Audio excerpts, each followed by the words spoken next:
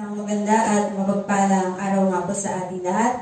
Yan, tayo naman po ay dadako na sa ika-6 na wika ng ating Panginoong Jesus. Yan po ay makikita at mababasa po natin sa Aklat ng 1:19-30. Nang matanggap nga ni Jesus ang suka, ay sinabi niya, naganap na. At iniyok-hayok ang kanyang ulo at nalagot ang kanyang hininga. So, yung mga oras na po ito, ayan, si Jesus Christ ay ilang oras na nga po nakabayubay sa krus ng Kalbaryo.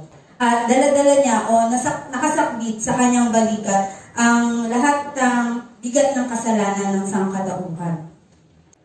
So sa oras po na ito, ayan, meron lamang po akong 2 puntos o 2 katanungan na ating pong bibigyan ng kasagutan. So yung unang puntos po o yung unang katanungan ay ano nga po ba ang kahulugan ng tetelestai?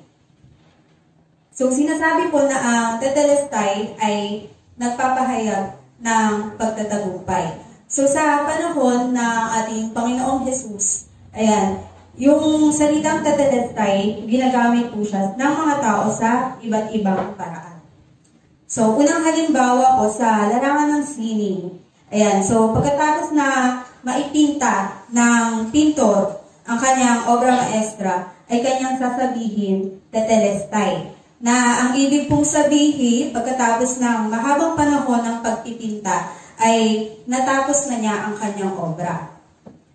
Ikalawang halimbawa naman po sa isang templo. Ayan, pagkatapos po masuri ng saserdote, ang isang hayop na ihahain sa pagsamba bilang handog. Sasabihin niya ay tetelestai, na ang kahulugan po ay natapos na niya ang kanyang pagsusuri at nasumpungang walang kapintasan at tunay na karapat-dapat yung hayop na kanilang iahandog o iaalay. Ikatlong halimbawa naman po sa panahon ng ating Panginoong Jesus. Ang salitang tetelestai ay ginagamit din po ng mga alipin o katulong. Pagkatapos ng maghapong paggawa sa mga ipinag-uutos sa kanila, ipaalam nila ito sa kanilang Panginoon sa pamamagitan ng pagsasabi ng tetelestai na ang ibig sabihin ay naganap na o natapos na nila lahat ng tungkulin na iniata sa kanila. Isa pa pong halimbawa sa larangan ko ng pangangalakal. So, ang terminong tetelestai ay malimit din gamitin. So, kapag ang may pagkakautang ay abot na ang kanyang bayad sa kanyang pinagkakautangan, kanyang sasabihin ay tetelestai. At gayon din po, sa mga tumanggap ng bayad, ay kanyang sasabihin din ang salitang tetelestai na nangangahulugan na bayad na ang lahat ng pagkakautang. Pero, para sa atin po, ano nga po ba yung tamang term na pwede nating ma-relate dun sa ginawang pagsasakripisyo ni Jesus Christ sa krus ng Kalbaryo?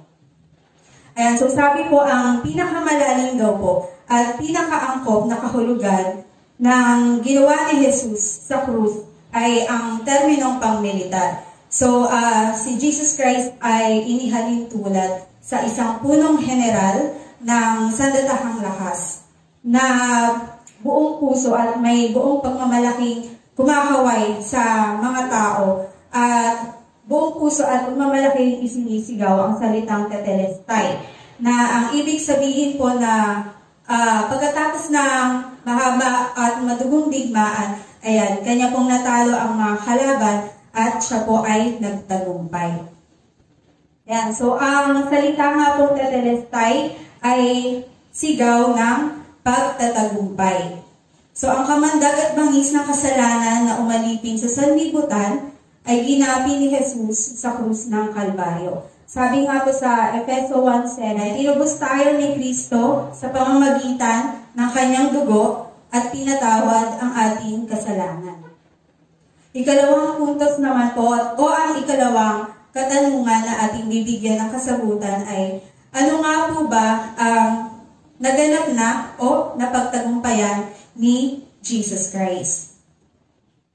Ayan, so sa pamamagitan ng pagsigaw ng mga katagang naganap na, ay inihayag ni Jesus na naganap na niya or napagtagumpayan niya na ang kanyang tungkulin or ang kanyang misyon ng pagliligtas dito sa mundong ibabaw. So yon, ito rin po ay nagpapahayag din na sa pamamagitan ng ating Panginoong Jesus, ayan, tinubos na nga po ang sangkatauhan mula sa kasalanan. So pinalaya na ang mga tao mula sa pagkakalipin na dulot ng kasalanan sa pamamagitan ng paghahain ni Kristo. So hindi na po bihag ng kasalanan ang mga tao. Bagkus binigyan pa po ng kalayaan ng ating Panginoon yung mga tao na mamuhay bilang mga inangking anak ng Diyos. So ang lahat po ng ito ay naganap na sa pamamagitan ni Kristo. So sa pamamagitan din po ng pagsigaw ng mga katagang naganap na, inihahayag din ni Kristo sa pamamagitan noon kung gaano kadakila nga po yung pag-ibig ng Panginoon sa kanyang mga anak. Sapagkat sa pamamagitan nga po ni Jesus Christ, ayan na pumanaog sa lupa at nagkatawang tao upang yun nga po, maligtas yung mga tao mula sa kasalanan. So ibinigay ng Panginoon ang kanyang buong sarili upang magkaroon ng kapatawaran ng kasalanan ng tao. So ginawa ng Panginoon ang lahat ng ito sapagkat sa kanyang dakilang pag-ibig. So kung iisipin po natin, kung babalikan po natin yung mga oras na to na sa ginawang pagsasakripisyo ng ating Panginoon, lubos po natin may isip na parang sobrang napakapalad po nating mga tao. So mapalad tayo sapagkat meron tayong Diyos na lubos na nagmamahal. So napakapalad po natin sapagkat meron tayong Diyos na puspos ng awa at habag sa atin. So mapalad din po tayo sapagkat sa kabila ng ating mga kasalanan, pinili tayong iligtas ng ating Panginoon. So mapalad tayo sapagkat meron tayong tagapagligtas na si Kristo Jesus na nag-alay ng kanyang sarili para sa ating lahat. So mapalad tayo sapagkat nagkaroon ng kapatawaran ng ating mga kasalanan sa pamamagitan ng pagdanak ng dugo ni Jesus. So yun lamang po, purihin po ang salita ng ating Panginoon.